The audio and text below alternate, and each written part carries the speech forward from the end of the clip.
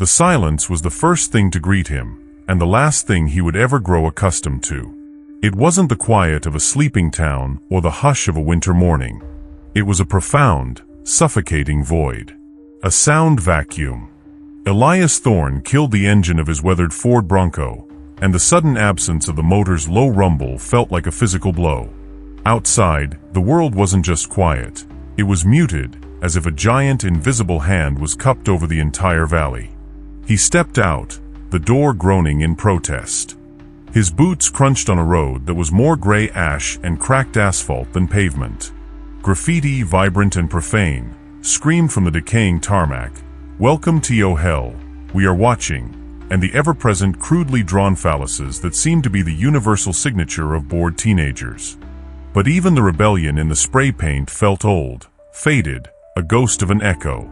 This was Centralia, Pennsylvania. Or what was left of it.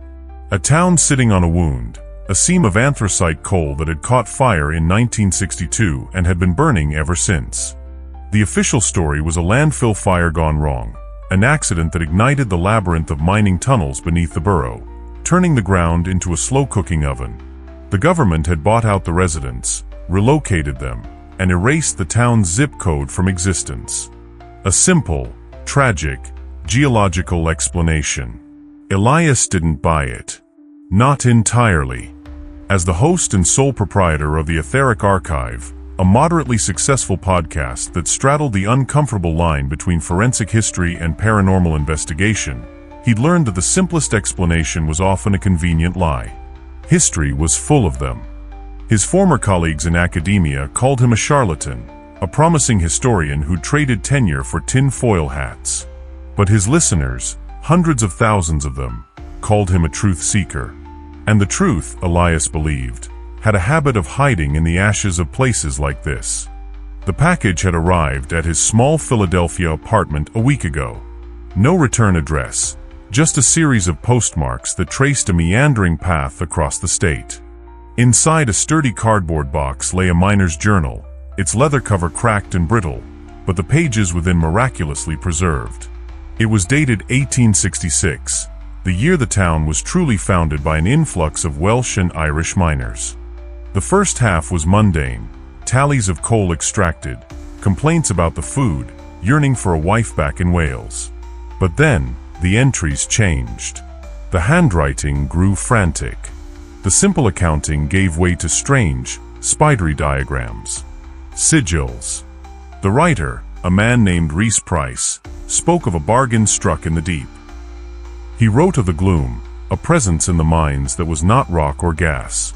He described rituals, chants meant to placate the slumbering heart, promising prosperity in exchange for something. The journal never specified what. The last entry, penned with a shaking hand, was a single sentence: "The earth demands its due. We gave it the wrong name, and now it sings the song of silence." Attached to the journal's inside cover was a modern high-resolution photograph of a section of the graffitied road, the very road he was standing on. In the photo, someone had circled a strange symbol amidst the chaos of spray paint, a symbol that was an exact match for one of the most prominent sigils in Reese Price's journal. A triangle, bisected by a single jagged line, with 3 dots above it. The symbol of the broken pact. That's what had brought him here. Not the mine fire, not the ghost stories of faceless nurses and phantom priests that littered the internet. It was the journal. The cold, hard, historical artifact that suggested the fire wasn't an accident, but a consequence. An ancient curse wearing a geological mask. He reached into the back of the Bronco and pulled out his primary tool, a custom-built drone, its carbon fiber frame bristling with sensors. High-definition camera, thermal imager, and a sensitive parabolic microphone he'd jury-rigged himself. "All right, Leto," he murmured to the machine, a habit he'd picked up during long, lonely nights of editing audio. "Let's see what the ghosts want to show us today." The drone lifted off with a low hum, the only sound in the dead world. On the monitor strapped to his wrist, the landscape of Centralia unfolded. It was a green, lumpy scar. Trees grew at odd angles from the unstable ground. Vents of steam, smelling faintly of sulfur and old rain, plumed from fissures in the earth. The grid of streets was still visible, a geometric skeleton being slowly swallowed by nature. Here and there, the stone foundations of a house remained, like hollowed-out eye sockets in a skull. He guided Lito down the abandoned stretch of Route 61, the graffiti highway. The colors were a lurid gash across the gray and green. From above, the chaos of the tags resolved into a strange sort of tapestry. And there it was. Exactly as in the photograph. The sigil. It wasn't spray-painted. It looked etched. Carved into the asphalt itself, the lines sharp and impossibly deep, as if seared by a white-hot brand. From the ground, it was lost in the noise. From above, it was a declaration. A chill, unrelated to the autumn air, traced a path down his spine. This was real. He brought the drone in for a closer look, the camera zooming in on the strange carving. He switched on the audio feed from the parabolic mic, hoping to catch the whisper of wind across the grooves. Silence. Not just silence, but the sound of silence. On his editing software, it would register as a flat line, a digital zero. But here, through his high-end headphones, it was an active pressing presence. A negative sound that pushed against his eardrums. He'd encountered it once before, in a supposedly haunted prison cell in West Virginia. The phenomenon was called an acoustic shadow, but this felt different. This felt intentional. He narrated into the small recorder pinned to his lapel, his voice low, a practiced, intimate whisper for his listeners. I'm on Route 61 now, what the locals call the graffiti highway. The ground here is warm to the touch, even on a cool October day. The official story is an underground coal fire, but the artifact I received, the 1866 journal, suggests something else. A history deliberately buried. The sigil is here. Not paint. It's carved. Seared into the road. I'm getting a complete acoustic shadow around the marking. Total sound absorption. It's unnatural. He maneuvered the drone higher, panning across the blighted landscape. He saw the Oddfellow Cemetery, its headstones tilting like a fleet of sinking ships. He saw the skeletal remains of St. Ignatius Church on the Hill. Then he saw something that didn't belong. A figure. Standing near the edge of the cemetery, partially obscured by a stand of skeletal birch trees. They were perfectly still. Too still. Elias zoomed in, the image pixelating slightly. It was a woman, her back to him, looking out over the valley. She wore the dark blue, almost black uniform of the Pennsylvania State Police. His heart hammered against his ribs. He hadn't seen another car, hadn't heard an engine. The nearest barracks was miles away. What was a trooper doing out here, alone, in the middle of a condemned town? He kept the drone hovering, a silent observer in the sky, and watched. The trooper didn't move. For a full minute, she remained a statue. Elias checked his thermal camera. She was warm, a living human being against the cool backdrop of the cemetery. But her stillness was profoundly unsettling. It was the stillness of a predator, or of prey that knew it was being watched. Then, slowly, deliberately, she turned. Not her whole body. Just her head. Her face tilted upwards, her eyes, even from this distance, seeming to lock directly onto the drone's camera lens. She didn't wave. She didn't shout. She just stared. A cold, appraising look that cut through the digital feed and seemed to land directly on him. Elias instinctively took a step back, his foot skidding on loose gravel. The sound was like a gunshot in the oppressive silence. On the monitor, the trooper's expression didn't change, but she lifted a hand and pointed. Not at the drone. She was pointing directly at him. His blood ran cold. It was impossible. He was a quarter-mile away, hidden by a dip in the road and a thicket of trees. She couldn't see him. She couldn't. He yanked at the controls, sending the drone climbing rapidly, pulling it back towards his position. He didn't wait for it to land. hitting the emergency return function. As the drone zipped back, he ripped off the headset and scrambled to pack his gear. The analytical mind of the historian was gone, replaced by a primal instinct to flee. The silence was no longer a mystery to be studied, it was a threat. The stillness was not peaceful, it was a bated breath. The drone landed with a clatter at his feet. He shoved it into its case, his hands fumbling with the latches. He threw the case into the Bronco, slammed the door, and jumped into the driver's seat. His keys felt slick in his sweaty palm.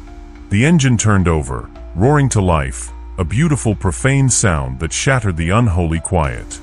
He glanced in the rearview mirror as he peeled away, tires spitting ash and gravel. The road behind him was empty. The cemetery was just a collection of tilting stones on a hill. There was no one there. But as he sped away from Centralia, the windows rolled up tight and the radio blasting, he couldn't shake the feeling. The silence wasn't empty. It was listening. And he had just made a very loud noise. That night, back in the sterile anonymity of a roadside motel, as he reviewed the drone's audio files, he found it. Beneath the drone's hum and the crunch of his own feet, right at the moment he had focused the parabolic mic on the sigil, there was something else. A sound so faint it was almost subliminal. He had to isolate the frequency and amplify it 100 times, filtering out all the ambient noise. It was a voice. A dry, rasping whisper, like dead leaves skittering across pavement. It sounded ancient, layered, like multiple voices speaking at once. And it spoke a single word, a name he had read only hours before in a dead man's journal. Price. Chapter 2. The next morning, the bravado had returned, chased into place by 2 cups of black coffee and the harsh fluorescent light of his motel room. Fear was a nocturnal predator. In the light of day, it shrank back to a manageable size. The voice on the recording was an anomaly, a chilling piece of evidence. The trooper was a coincidence, a trick of the light, a park ranger doing her rounds. He had to believe that. To turn and run now would be to validate every critic who called him a fraud.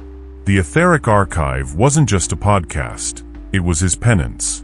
He had been on track to be the youngest department head at the University of Pennsylvania's History Department. His dissertation, Myth as Social Memory, had been lauded as groundbreaking. Then he'd made a mistake. During a research trip in the Peloponnese, he'd found what he believed to be a genuine ritual site, one that correlated with obscure linear B tablets describing a pre-Mycenaean death cult.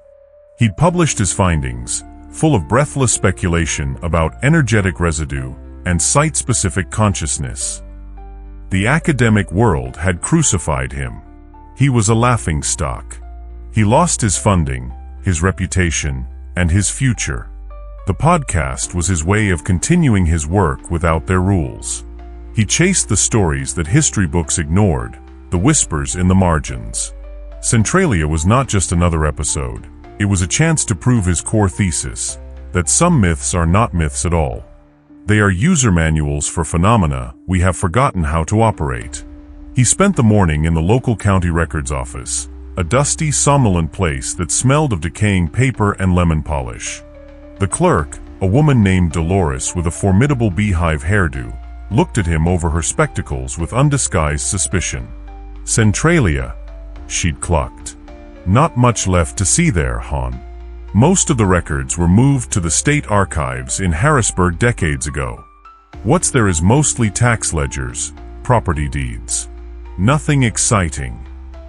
I'm a historian, Elias lied smoothly.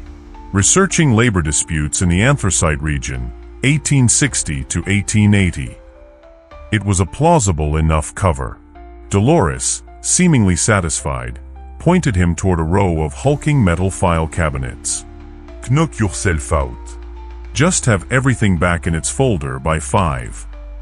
4 hours, he sifted through brittle pages. He found Reese Price.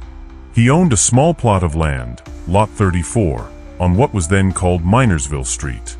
He was listed as a shift foreman for the Locust Run Colliery. And he was a founding signatory of the town charter in 1866. Alongside him were a dozen other names, mostly Welsh and Irish, Jones, Evans, O'Malley, Sheehan. And one other name that caught his eye, Kowalski. A Polish name, an outlier among the Celts. The first name was Stefan. He cross-referenced the property deeds. Lot 34, Reese Price's land, was adjacent to the Oddfellows Cemetery. Price had literally lived next to the dead. Elias felt a familiar thrill, the click of puzzle pieces falling into place. His real discovery came from the tax ledgers. In 1867, the year after the town's founding, the coal output from Locust Run Colliery tripled. The town's coffers swelled. New businesses opened. A church was built. The prosperity was explosive, almost unnatural.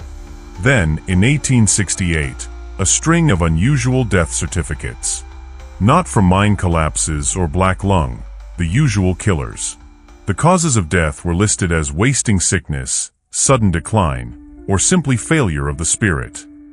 The victims were all young men, all miners who had worked under Reese Price.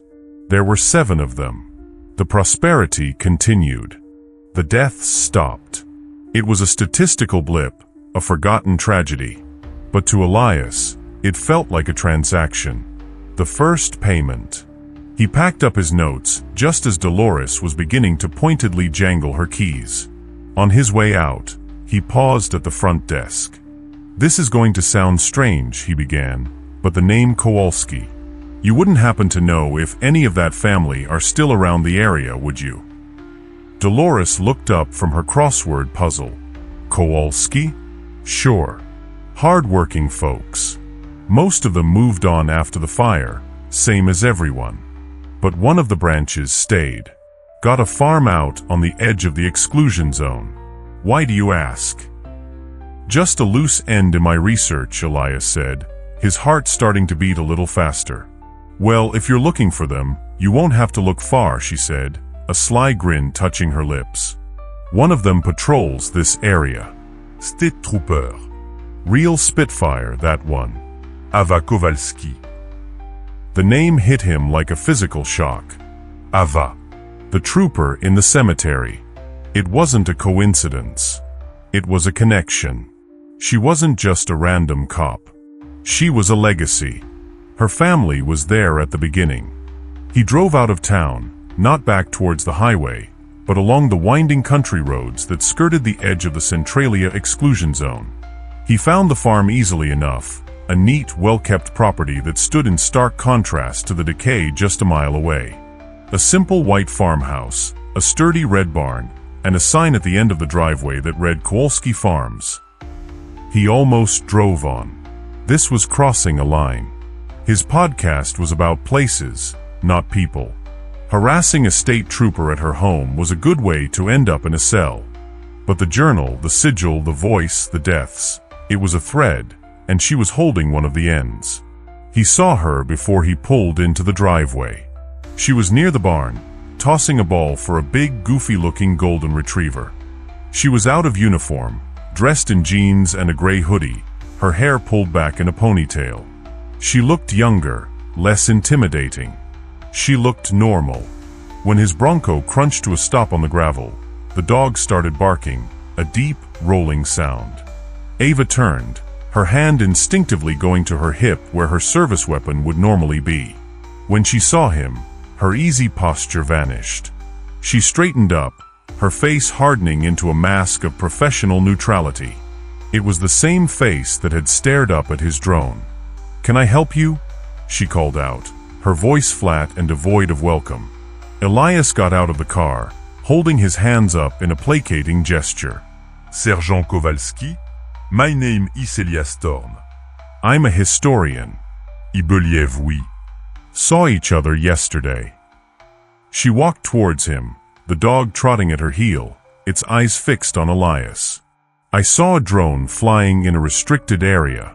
If it was yours, you're lucky I'm not writing you a ticket right now. The ground out there is unstable. It's for your own safety. I understand. I apologize, Elias said, his voice earnest. But it wasn't a joyride. I'm researching the original settlers of Centralia. Specifically, a man named Reese Price. The name didn't seem to register. Her expression remained unchanged. And what does that have to do with me? Your family name, Kowalski, was on the original town charter, alongside Price's.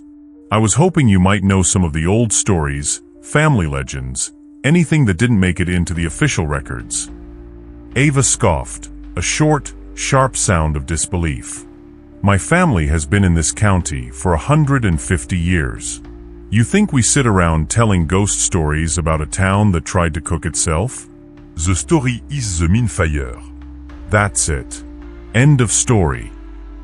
I don't think it is, Elias pressed, emboldened by her defensiveness.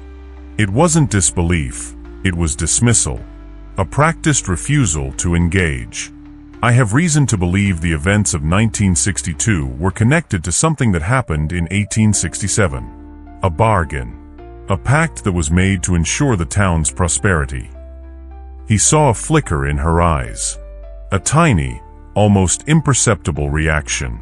He'd hit a nerve. You're one of those, she said, her voice dropping, laced with a weariness that went beyond her years. A ghost hunter. A ghoul tourist. You come here with your cameras and your recorders, looking for cheap thrills in my town's grave. This isn't a grave, Elias said, his own voice quiet but intense. It's a crime scene. And the case has been cold for over a century. Yesterday, near the cemetery, I recorded a voice. It said his name. It said Price. She went rigid. The color drained from her face. The change was so sudden, so stark, that it silenced him. The professional mask crumbled, revealing something raw and fearful underneath. What did you say? She whispered. I have the recording, he said softly. It's faint, but it's there. I think something is still there, Sergeant. Something that Reese Price and the other founders woke up. Ava stared at him, her jaw tight. The dog, sensing her distress, let out a low growl. For a long moment, she seemed to be locked in an internal battle. Then she took a deep, shaky breath and the mask slammed back into place, harder this time. You need to leave, she said, her voice dangerously calm. You're trespassing. Take your stories and your recordings and get out of this county. There are things here you don't understand. Then help me understand, he pleaded. Your ancestor, Stefan Kowalski, his name is in the town records. He was there. Your family stayed when everyone else left. You know something. I know that my great-grandfather told my grandfather to never speak of the first years. And my grandfather told my father the same. And my father told me, she said, her voice like ice. Some doors are meant to stay closed, Mr. Thorne. You are knocking on one. Now get in your car and drive away before I'm forced to escort you. Her hand was on her hip again. This time, he didn't doubt she had a weapon within easy reach inside the house. The conversation was over. He nodded slowly, defeated. All right. I'm leaving. He got back in the Bronco, the dog's growl following him. He turned the car around and drove away, watching her in his rearview mirror. She didn't move until he was off her property, a solitary, defiant figure standing guard against the past. He had been wrong. She wasn't holding a thread. She was the lock on the door. And he had just handed her the key. He drove aimlessly for an hour, the afternoon sun slanting through the trees. Her fear had been too real, too potent. It confirmed his every suspicion. The official history of Centralia was a carefully constructed facade, and the Kowalski family were its unwilling custodians. Her warning hadn't scared him off, it had galvanized him. He decided to go back. Not to the highway, but to the cemetery. Price's land had been adjacent to it. Maybe there was something there, a foundation, a cellar, something the overgrowth hadn't completely swallowed. He parked a half-mile away, taking a small pack with his recorder, a powerful flashlight, and a geological hammer. He made his way through the woods, the ground soft and springy under his feet. The smell of sulfur was stronger here. He could see plumes of steam rising between the trees. He found the cemetery easily, its wrought iron fence rusted and collapsing. The headstones listed at crazy angles, a testament to the slowly collapsing ground beneath. He skirted the edge, using an old property map he'd photographed from the records office. Lot 34. It should be right here. At first, he saw nothing but a dense thicket of briars and young trees. But then he noticed a subtle depression in the ground, a rough rectangle, a foundation. He pushed through the thorns, ignoring the scratches on his arms and face. In the center of the depression, nearly hidden by moss and dead leaves, was a small square structure of stone. The top of a well, or a cellar entrance. A stone slab, covered in the same spidery sigils from the journal, lay askew across the opening, as if it had been hastily pushed aside. A dark, narrow space gaped beneath it. His heart pounded. This was it. The heart of the mystery. The home of Reese Price. He clicked on his flashlight, its powerful beam cutting into the darkness. The air that wafted out was cold, smelling of damp earth and something else. Something metallic and vaguely sweet, like old blood. The beam revealed a small, stone-lined cellar. And in the center of the floor, directly below the opening, was a dark, circular stain. It had soaked deep into the packed earth. Radiating out from the stain were more carvings. Not the packed sigil, but a different, more complex pattern. A web of lines and curves that seemed to writhe in the flickering light of his torch. He leaned closer, aiming the beam at the far wall. His breath caught in his throat. Scratched into the stones, over and over again, were words. Hundreds of them, overlapping, frantic. Most were illegible, a madman's scrawl. But he could make out a few. Silence. It sings. The gloom. Not ours to name. And then, a new set of scratches, fresher than the others, stark white against the grimy stone. It was a single word, repeated 3 times. It looked as if it had been clawed into the wall with a fingernail.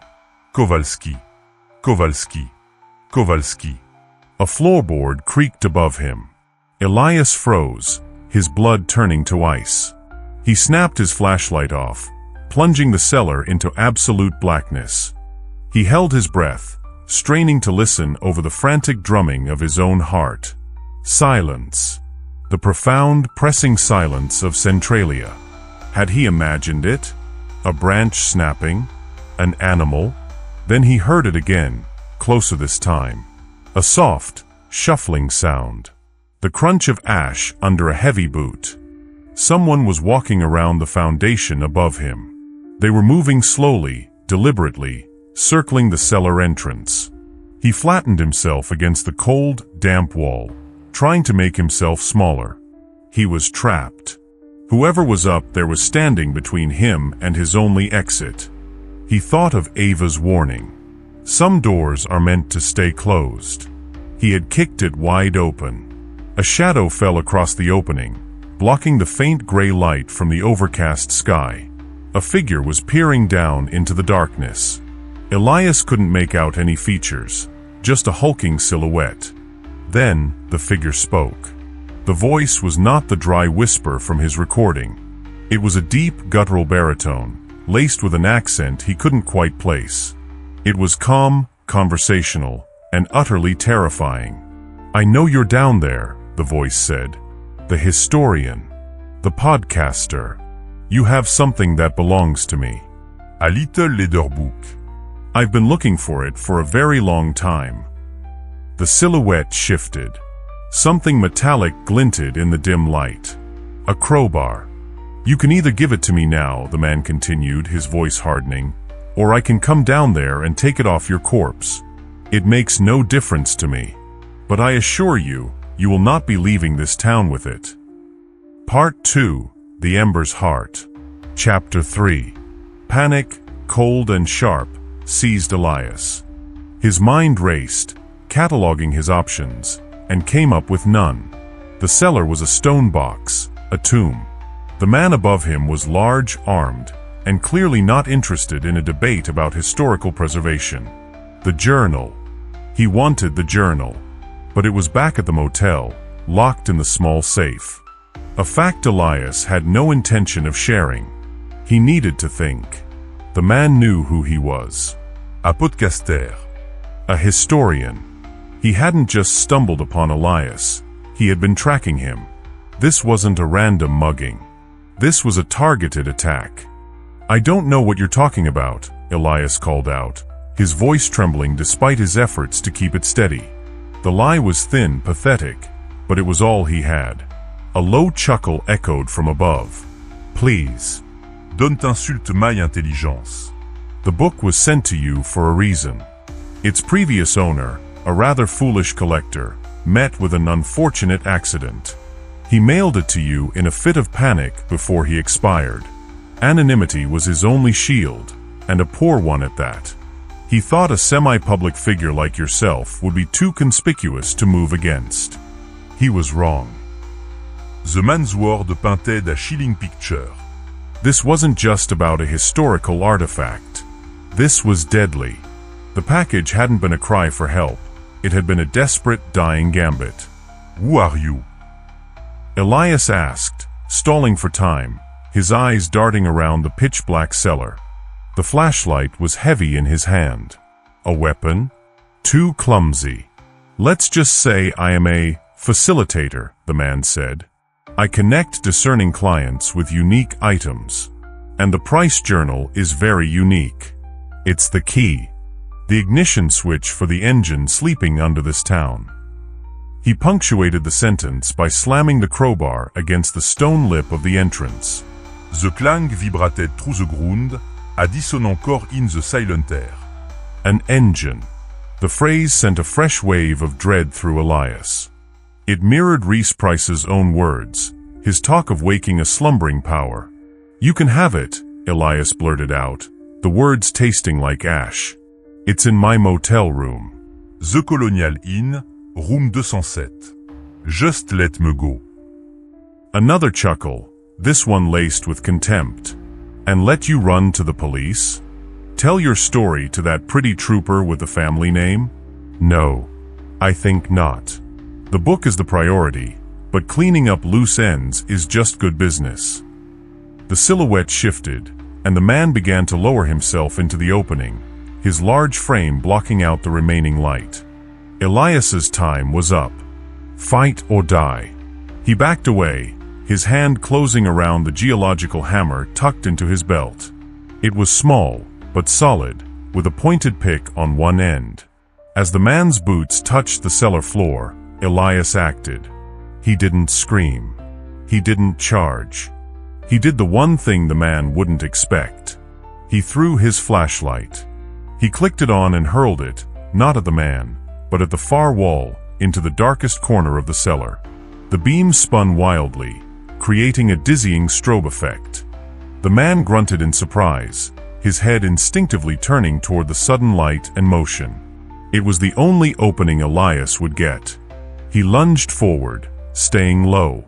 He didn't aim for the head or the chest.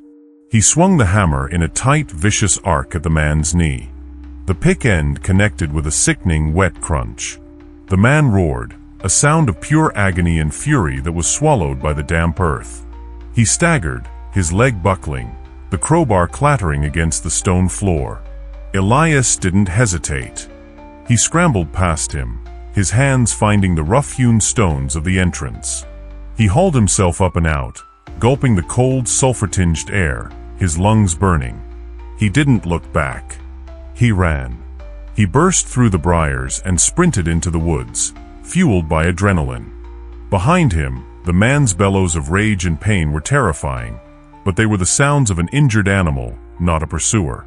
He ran blindly, heedless of the uneven ground, the grasping branches, the plumes of steam that vented from the earth. He just ran, away from the cellar, away from the man who called himself a facilitator. His mind was a maelstrom of terror and revelation. The key. The ignition switch. This was bigger than a podcast. This was bigger than a historical curiosity. He had stumbled into a war over something buried in the heart of Centralia. He didn't stop until he reached the Bronco, his chest heaving, his face and arms crisscrossed with bloody scratches. He fumbled for his keys, his hands shaking so violently it took 3 attempts to get the key in the ignition. The engine roared to life, and he tore out of there, leaving a cloud of dust and ash in his wake. He drove straight to the Colonial Inn, his eyes constantly checking the rearview mirror. He half expected to see a black sedan tailing him, but the road remained empty. He burst into his room, locked and bolted the door, and leaned against it, his body trembling with reaction. He went to the safe and pulled out the journal. He held it in his hands, the brittle leather warm to the touch. This small, unassuming book had almost gotten him killed. It had actually gotten someone else killed.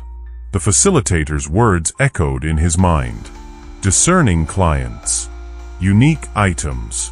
This wasn't a lone madman. He worked for someone. Someone who knew what this journal meant.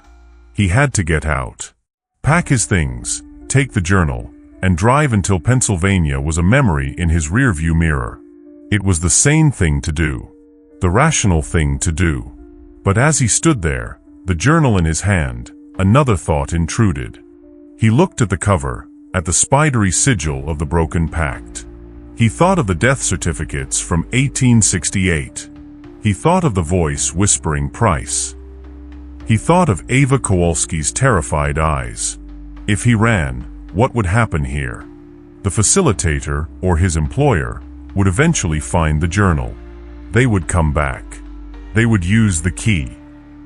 They would turn the ignition.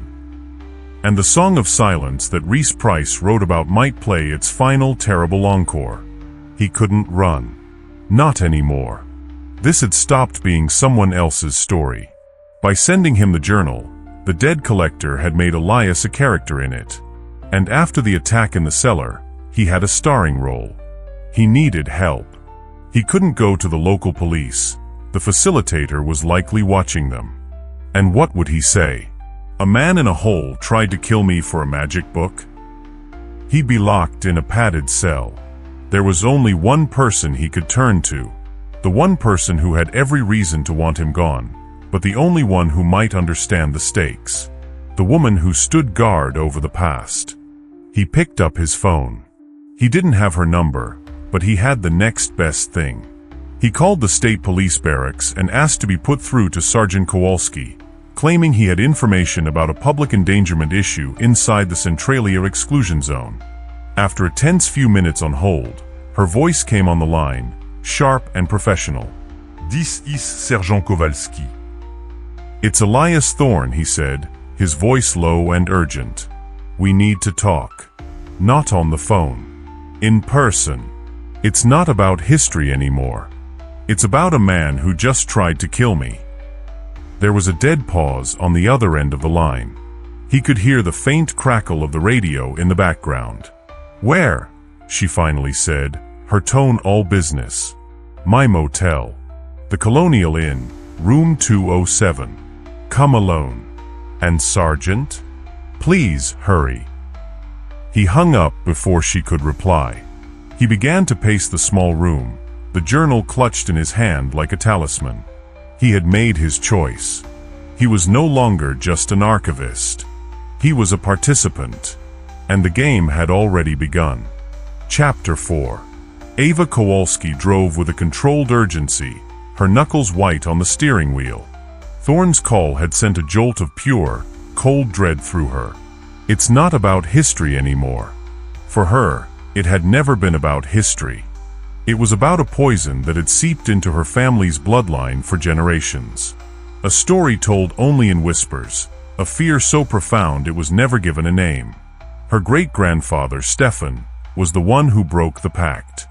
That was the secret she carried, the one passed down from father to son, and finally to her.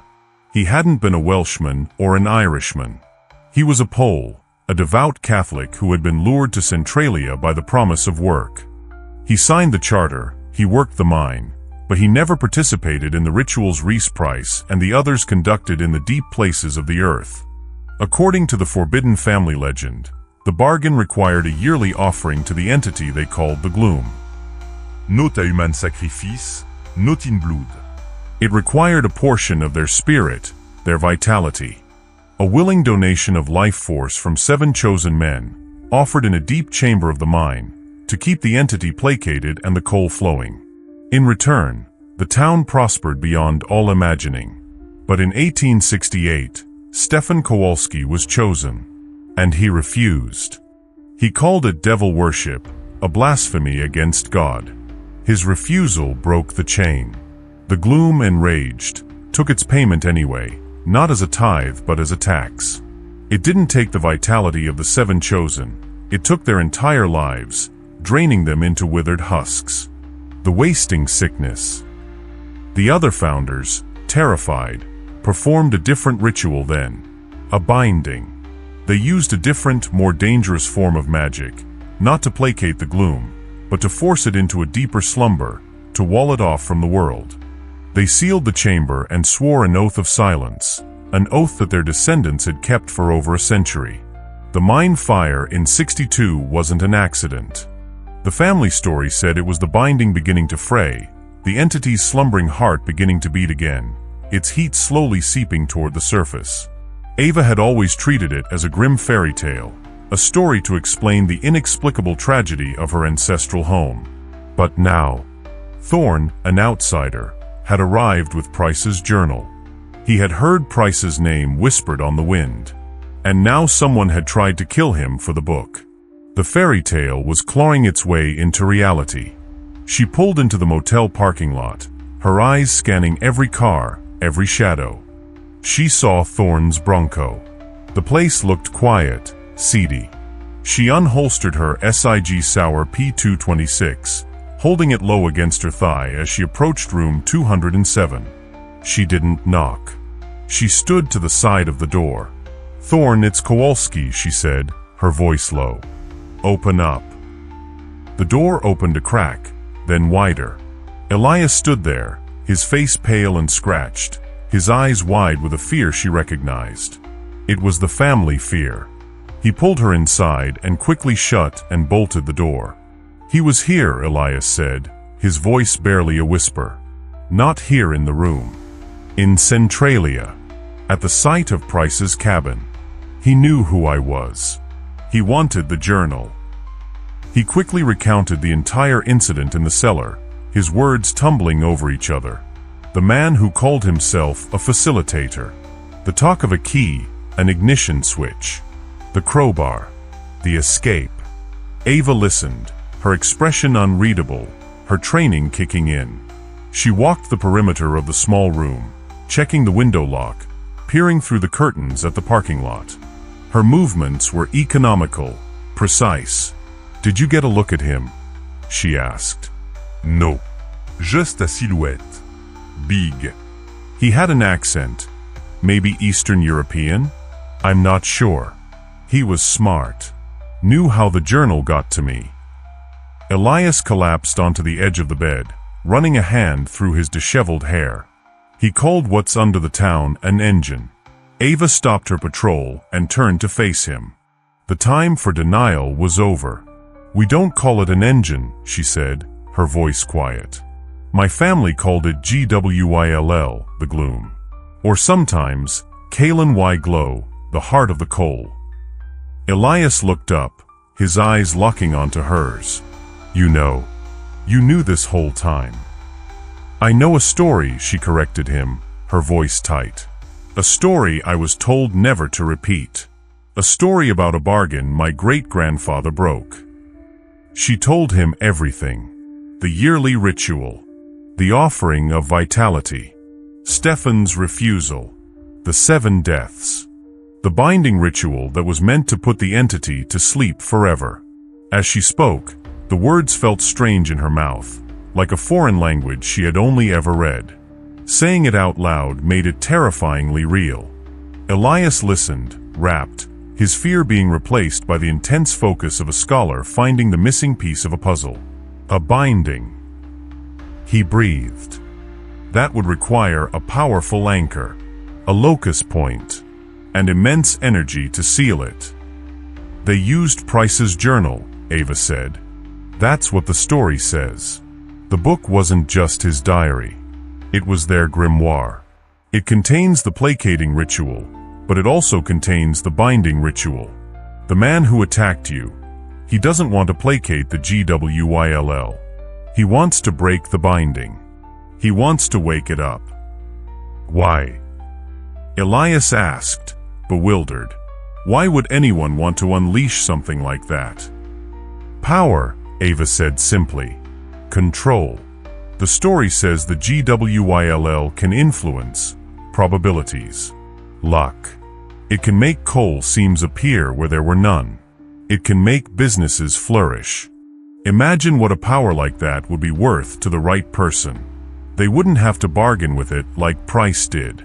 If they could break the binding, they could try to harness it, control it, turn it into a true engine. A heavy silence fell over the room. The hum of the ice machine down the hall sounded unnaturally loud. Elias finally stood up, holding out the journal. This is what he wants. It's the key. Ava looked at the book, but didn't take it. She felt a deep, instinctual revulsion to it, as if it were radioactive. The key isn't enough. A binding like that, it's tied to a place, and probably to a bloodline. Price's cellar, Elias realized. The carvings on the floor. That's the locus point. The heart of the binding circle. And the bloodline. Ava's voice trailed off, a horrible understanding dawning on her face. My great-grandfather broke the pact. His blood is part of the story. The binding is probably anchored to the founding families, Price and Kowalski. The implication hung in the air between them, ugly and undeniable. He didn't just need the book. He might need her. Suddenly, Elias's phone, sitting on the bedside table, buzzed. A text message from an unknown number. He picked it up, his brow furrowed. His face went pale. What is it? Ava asked, her hand moving toward her weapon. He showed her the screen. It was a picture. A live photo, clearly taken from a distance with a powerful zoom lens.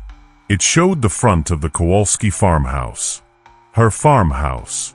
Her golden retriever was sleeping on the porch. The timestamp was from 2 minutes ago.